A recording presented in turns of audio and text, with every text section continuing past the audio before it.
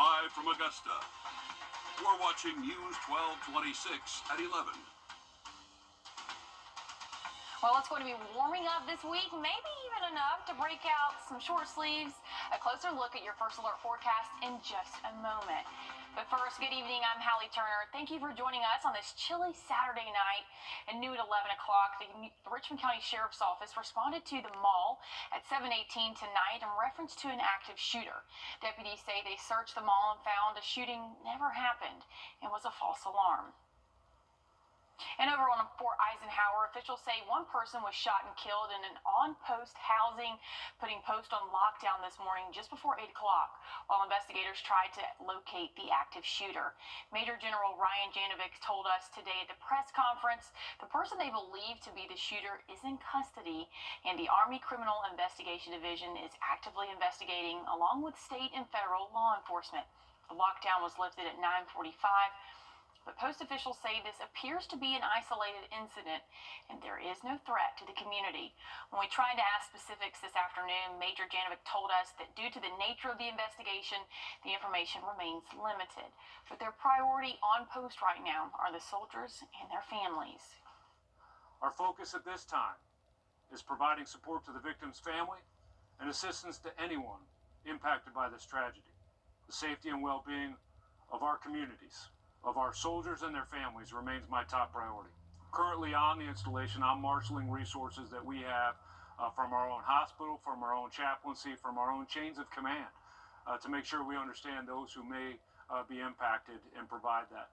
If I find that I need external resources, I know that our community partners will apply those as we ask for them. And right now, they are not releasing the names of the shooter and the victim. All of this happening just before the planned Fort Eisenhower Army-Navy Football Challenge. That event, along with several others, have been canceled. And Georgia Congressman Rick Allen released a statement today on Facebook saying, quote, "My office and I are seeking additional answers on today's tragic events that unfolded at Fort Eisenhower, and we're praying for the victim's family and all of those impacted."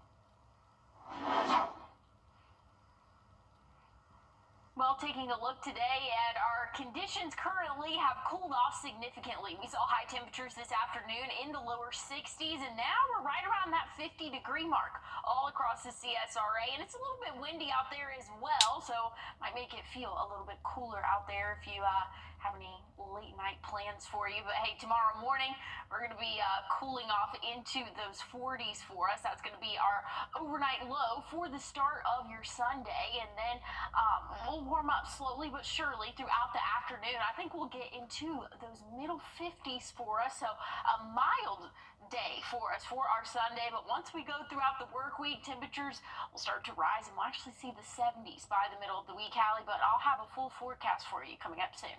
Thanks, Em. The Grovetown Police Department is asking for your help to find a missing 13-year-old. Officials say Leah Freeman was last seen Friday afternoon wearing a gray hoodie, jeans, near the apartment on Arbor Creek Drive. She has long black and blue dreadlocks, and anyone with the information can call the Grovetown Police Department. And the second Augusta Richmond County Town Hall meeting to discuss the ongoing recovery efforts from Hurricane Helene is set for Tuesday, December 17th. There is a third meeting set for Wednesday, December 18th, and Mayor Garnett Johnson will be again at that Tuesday's meeting on Diamond Lakes Community Center from 6 to 7:30. If you can't make it, it will be streamed, and Wednesday's meeting will be from 5 to 8 at the Linda Beasley Room in the Augusta Municipal Building. And for weeks, people across New Jersey and nearby states have reported seeing drone-like objects flying low in the sky at night. More than half a million drones are registered for commercial and recreational use in this country, and Ali Bauman reports on new demands for answers. 11 days away from Christmas Day, and the Christmas spirit is growing at Hopeland's Gardens. The Festive Light Show is a free event where you can see more than 100,000 lights around the park. It runs through the 23rd this month, every night from 6 to 9:30. You can even buy s'mores to roast over the fire. After the devastation of Hurricane Helene, leaders say having a place like this is a benefit to the community. I think it's important to show the community that even though we had this horrible event that happened that destroyed many people's homes and the roads, that we have been able to come together and have this incredible Christmas event that everyone looks forward to and enjoys. Now here's a reminder that some refreshments are free, but s'mores, like the ones you see on your screen, cost about $5. Money raised goes to the Overflow Foundation, helping adults living with mental health challenges. And over at SRP Park this morning was Augie's 11th holiday buzzer.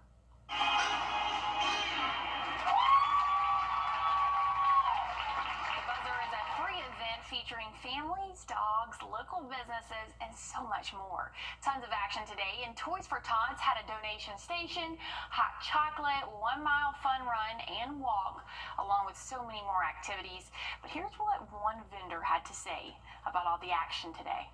It's been a lot of fun. Everybody seems to be warm enough, hopefully. But just looking at everything, and everybody's happy, and there's a lot of joy and cute babies and, fun dogs everywhere. So it's fun to see everybody here. Again, we've got less than 2 weeks before Christmas, and you can find many nonprofits to donate to and to help a family and change a child's life this Christmas season. To find out more, go to WRDW.com. And tomorrow afternoon, Abilene Baptist Church in Martinez is hosting its 46th annual Singing Christmas Tree event at 2:30.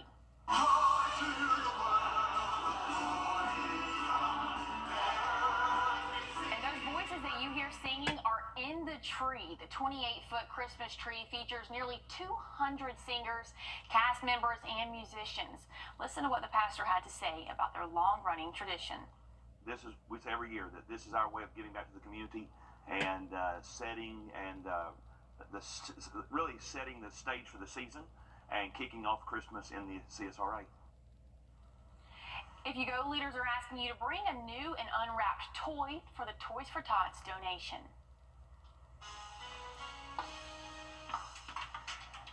Well, I'm tracking a few showers this evening across the southeast. Now, will it quite make it to us? I'll let you know after the break. And President Donald...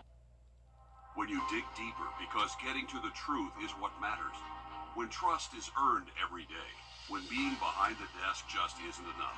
When you know there are problems, but look for those finding solutions. When you're trained to track and sound the first alert and know exactly who is relying on you. That is trusted. That is local. That is News 12. Proud to be recognized with a National Edward R. Murrow Award for overall excellence. Proud to be on your side. Hi friends, this is Will Dyer. Well, we're sitting right at 50 degrees right now. We'll drop a few more before we hit the start for our Sunday, but we have a warm week coming up, but a cold Christmas. I'll have a check on your full forecast coming up. Come see us at Furniture Mart. Get to Macy's one-day sale for great deals on gifts. Fine jewelry and beauty sets? Got 'em. Warm, cozy sweaters? Check. And the best night in ever? Right here. Even better, everybody gets $10 Macy's money for every $50 spent.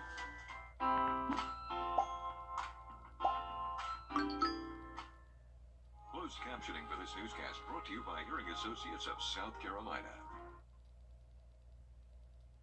Looks to be warming up. If you didn't hear me just then, the weather looks to be warming up, and it's, Emily, my question to you earlier was, is this going to be one of those weeks where you put the jacket on in the morning, it's freezing cold, and you're like this in the car, and then you're so hot in the afternoon? Kind of tell us what we got.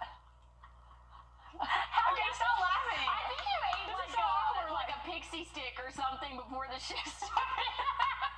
Okay, I'm sorry. You got a lot of energy. I like it. It's fine. Whatever. Yeah. We are going to see some heat as we go throughout the work week for us. But hey, today was a little bit warmer than what we'll see tomorrow. Right now we're sitting at 50 degrees, but we saw 63 for that high this afternoon.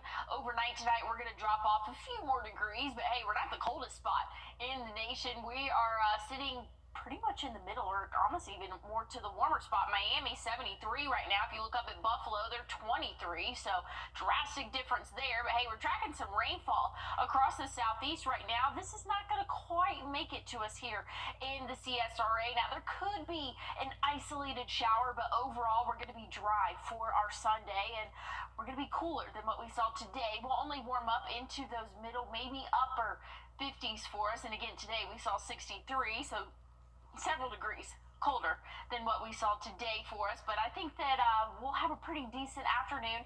Again, an isolated shower possible for the later afternoon hours, but overall looking pretty good. Check out Monday, though. 68. We are warming up, staying dry. For your Tuesday, we'll be in the lower 70s.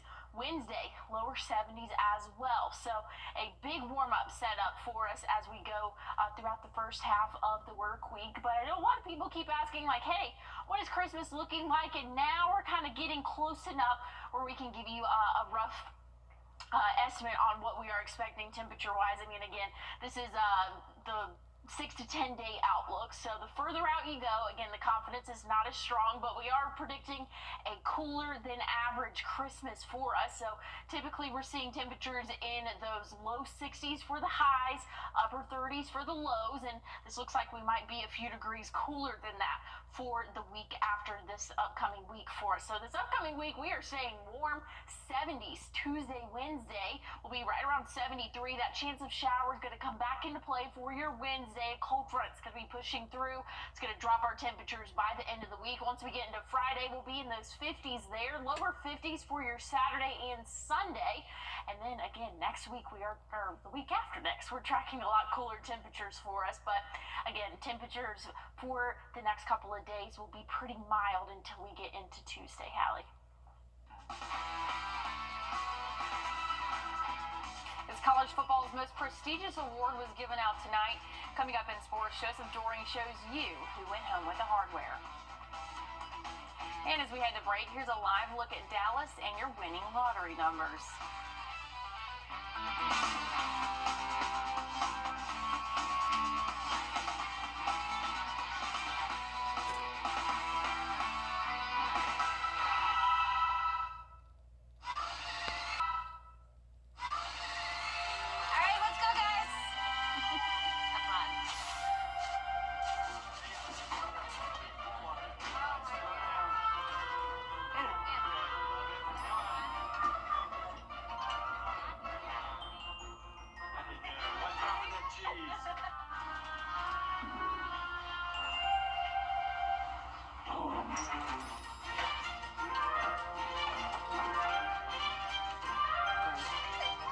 Yeah, it's a Christmas tree, huh?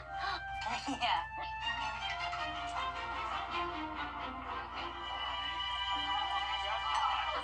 Okay, guys, ready? La la la. Best one yet, guys. Here we go. Oh, Ruckus! What are you doing out there? Come on in. Look what I found outside.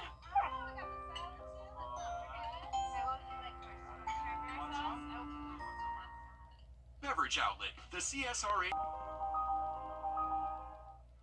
First Alert Radar, powered by Jim Hudson Automotive Group. On your sideline. The final game of the girls' varsity flag football season is on the horizon, and the Greenbrier Wolfpack are hoping to go back-to-back for the first time in the program's young history. They've lost just one game in the last 15 months, with no intention of coming short. 20-1 this year and 39-1 since week 1 of last year. The Greenbrier girls varsity flag football team has dominated on their run to a second straight title appearance. It's been certainly no little feat, even just to get through our area. You know, all the teams around here have had a good playoff run, and being able to get through our area unscathed is very tough. Coach Daniel Jordan's team getting one final practice in at the Wolf Den Saturday morning ahead of the biggest game in their careers. I trust my team. I trust my teammates. I know they're going to do what they need to do, and as long as we come together and do that together, I think we'll be fine. I trust my teammates to do what they're supposed to do, and they trust me, so it's really cool. The program has only been around since 2020 and has now been to the state championship twice. Monday, they'll take on North Oconee with a shot to make even more history on the line. We know we're making history. Like, we're the only team in Columbia County to make it that far, so it's very inspiring. I feel like to other people and younger girls that want to play the sport. Last year's state championship team saw 3 seniors graduate, leaving just 2 to take their place this season, while also giving the future of the program the experience to go deep in the postseason. Well, obviously we got a lot of talent, a lot of talented girls, and then I think it also says that their preparation has been pretty solid. A lot of our success has to do before we get to game day. Greenbrier will host a send-off outside of the high school Sunday at 1:45. Kickoff for Monday set for 2 o'clock inside of Mercedes-Benz Stadium. All right, let's go up to Washington, D.C., where the 125th rendition of the Army-Navy game took place Saturday. Now, we're used to seeing the Navy out at sea, but Navy QB Blake Horvath goes airborne for the opening touchdown. America's Navy also has the world's fourth largest Air Force, so it's no surprise that we see Horvath airing it out downfield. The midshipmen spoil Army's chance to reach 12 wins for the first time ever as they win the newest chapter in this outstanding rivalry. Army will have one more chance to break the school record in bowl season, but you got to think that this was the game they would have much rather have done it in. And speaking of bowl season, the 2024 bowl season is underway, kicking off in Atlanta Saturday. Jackson State took on South Carolina State in the Cricket Celebration Bowl. This game used every year to crown the best HBCU team of the season. Some tough sledding out there for the Bulldogs. Eric Phoenix in the offense not able to produce anything for nearly the entire game aside from that touchdown you just saw. That wasn't until JSU was up 21-0 in the fourth quarter. A little too short, too late, and that is the ball game. The Tigers take home their first bowl game of the season, 28-7 over SC State. JSU ties their school record for most wins in a season with 12, and they avenged their Celebration Bowl loss to the Bulldogs 3 years ago when Deion Sanders was head coach of the Tigers. Speaking of Deion, he's got a lot to be happy about. Georgia native and Collins Hill High School graduate Travis Hunter is the 2024 Heisman Trophy winner. The current Colorado Buffalo plays defensive back and wide receiver. He racked up over 1,100 yards and 14 touchdowns through the air. On the other side, he tallied 31 total tackles with 1 forced fumble and 4 interceptions. Hunter held off Boise State running back Ashton Genty and Oregon quarterback Dylan Gabriel to take home college football's most prestigious award.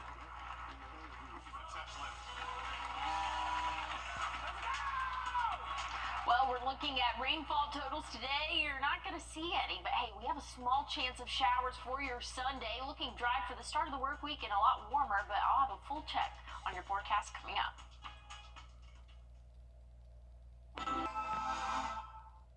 After an accident, consider this. Insurance companies track the results of law firms. They know which ones ignore lowball offers and file lawsuits, and which ones have never seen the inside of a courtroom. If your lawyer has a reputation for settling cheap, what kind of offer do you think you'll get?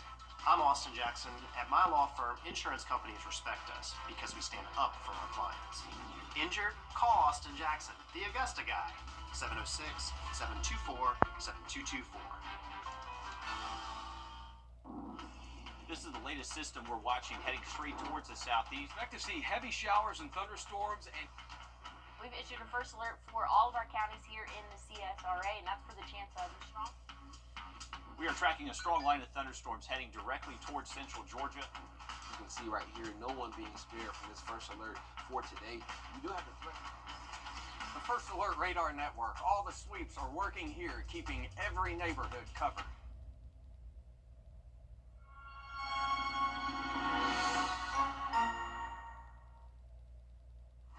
Well, hey, if you were out and about this morning, you might have seen some News 12 employees helping ring the bell for the Salvation Army today. You just saw Riley there. We've got Zayna, Taylor, and Nick. Again, there's Proto again, making sure he got to ring the bell. Again, we've got, who's that? We've got Chelsea, our producer at 11 o'clock on the weekdays. You don't usually get to see, and people from sales. There's Zayna's boyfriend, Daniel, again, and Cliff. We had just a lot of people out there ringing the bell, and our very own Emily Acton, she's out there. So it was pretty cold this morning, but you know, Zayna organized this whole thing, and it really does go to a good cause. Oh yeah, we had such a great time today. Love getting out in the community, but also just like, I think my favorite part of the day was when like the really young kids would come and put money in the bucket, and they were just so happy to do so and so excited. I let them ring the bell too, because I was like, oh, this is just so fun. It's all, I mean, this is the Christmas spirit. So, and it's going to a great cause there. It was a great day to do it too. Tomorrow, we're going to be warming up into those middle, maybe upper 50s in some spots for us, and then we'll see those middle and upper 60s for your Monday, and that's not warm enough. We'll see the 70s. By Tuesday and Wednesday, we'll have a chance of rain for the middle of the week. Well, hey, that's our time. Thank you for yours. We'll see you right back here tomorrow on News 12 at 6 o'clock. See you soon. The lottery isn't about jackpot winners.